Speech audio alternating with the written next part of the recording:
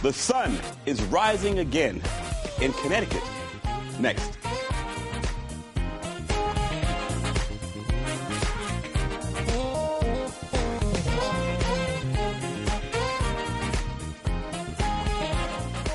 Welcome to the Stan Simpson Show, a program about Connecticut people and compelling issues. Make it a point to drop in every week.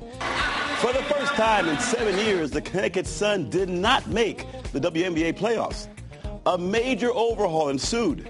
The net result has 3 UConn Huskies on this year's roster: Tina Charles, Renee Montgomery, and Asha Jones.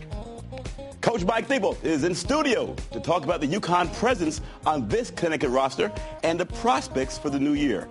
In our second segment, we'll talk a little politics and what is shaping up to be a dramatic election year in Connecticut. State Reps Jason Bartlett and Penny Bakayaki join us for a chat. Then we'll wrap things up with some tips for parents to make sure their children are on track for college. UConn professor Marlon James will break things down, but first, the sun is rising in Connecticut.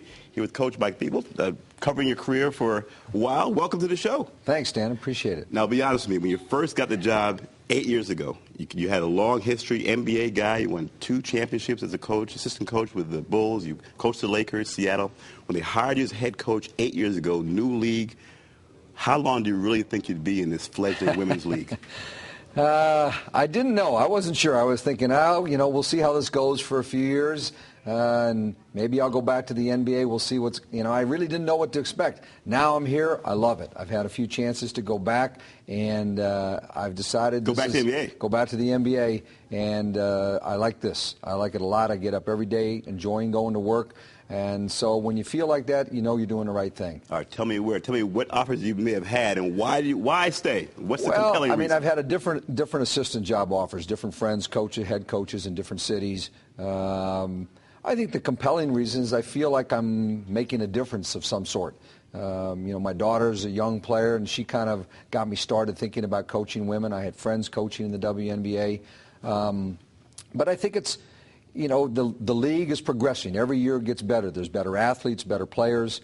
I think that I can bring something to the pro game on the women's side that, maybe wasn't there when I first came in the league. There's been a few people who have come from the NBA who have been able to coach in this league and have success.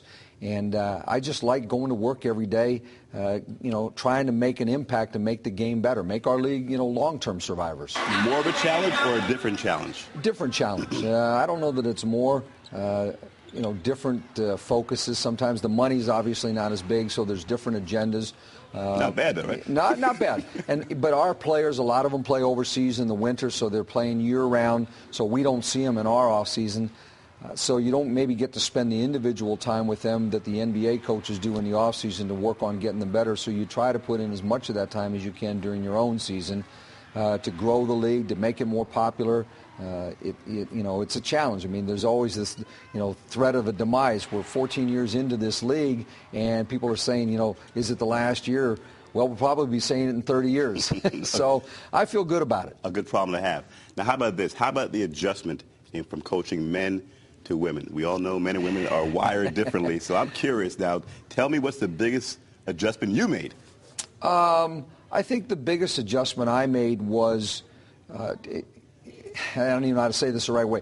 They're so well focused. I think the women players are much more focused, can maintain a focus for a longer period of time, but they never forget a thing you say. And so, if I say on Tuesday that we're going to do this on Friday and I change my mind on Thursday, guys would say, coach changed his mind. My players would come and say, Coach, on Monday you said that on Friday we were going to do this, because they want to be so good that they remember everything you say, and you're held accountable probably on a minute-by-minute basis, let alone a day-by-day basis. The other part is just making an adjustment in the game itself. The NBA players, because of their athleticism and size, can get out of tough situations. They can make a bad decision and still get out of it because they'll jump out of a double team. Our players need to do it more like I grew up playing. They got to be more fundamental because they're not going to be 6'8", and they're not going to dunk the ball, and they're not going to jump, a 48-inch vertical to get out of trouble. So they got to make great plays that are fundamental to be good. It's like watching women golfers. I always say if you're playing golf, you want to learn how to play golf, watch the pro women because they're much more fundamentally, they have to rely on fundamentals where the guys can overpower the course. A woman has to be much more, technically Very sound. much so. Very much so. So now back to the whole gender issue. Is it a gender stereotype? Coaches in WNBA, NBA, the words can get a little strident sometimes. Are women more sensitive when you're dealing with how they're wired differently? Is that a gender stereotype, or you find you have to kind of regulate how you talk to women? I haven't. I usually set ground rules when we start the season if we have a lot of new players. I think the first thing I did the first year I came in was say, look, this is a business. This is your job that you go to every day. If you worked for Microsoft or you worked for somebody else and you have a problem, you're going to be held accountable.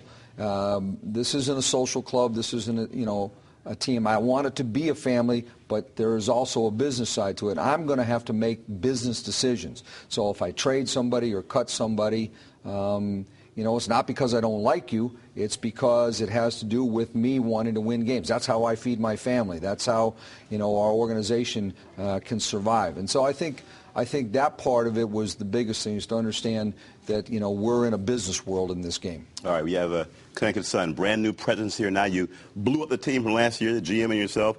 You have a very strong Connecticut presence. Tina Charles, Renee Montgomery, Asia Jones. Talk about that now, the Connecticut presence and what that means for this new team. Well, I think, a lot of people wonder sometimes if you make those decisions so you have UConn players on your team. I make the decision because I want the best players on our team to try to win a championship. Luckily for us, most of the best players right now are coming from UConn. Works out well. It works out real well. We're in one of the greatest places to play women's basketball in Connecticut. There's a great following for UConn. We have a great following now, and I think it helps that we now have 3 players from UConn. It helps keep and maintain interest for new fans that maybe didn't follow us a lot. But the bottom line is that they'll lose interest real fast if you don't win, if you're not exciting, you don't play a great brand of basketball. And because these players come from the Connecticut program where they're well coached, they have great fundamentals, and they know how to win and they're used to winning, their expectations coming to our team is that they're going to do the same thing. And they hold their teammates to high standards, and we've been lucky enough to go and get some other players from other programs who have the same kind of standards. A Carol Lawson from Tennessee, a Kelsey Griffin from Nebraska, all programs that are winners.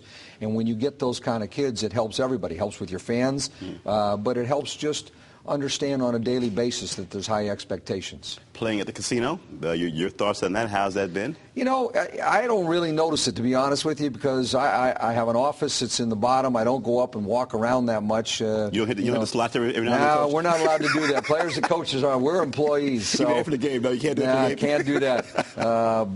But, it's a great entertainment environment. I mean, you have, a lot of people think, well, geez, you're playing a casino, or you're worried about that. You have 30 restaurants in the building and 30 retail shops and a convention center and a kids' place, and you have all those things. It's become a destination for entertainment in our state. So playing there where there's excitement, we're averaging, over 8,000 fans a game.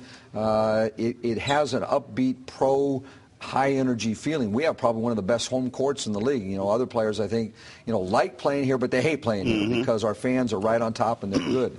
In about 15 seconds, you've had also international experience, part of your coaching background. You've coached the Pan Am Games, and Gino Auriemma is going to be the head coach of the Olympic team. With your vast background and experience, what advice would you give him when it comes to coaching on the international game? Well, I was an assistant for the last Olympics, and so my experience was that the biggest thing is dealing with the expectations of, the United States is not supposed to lose.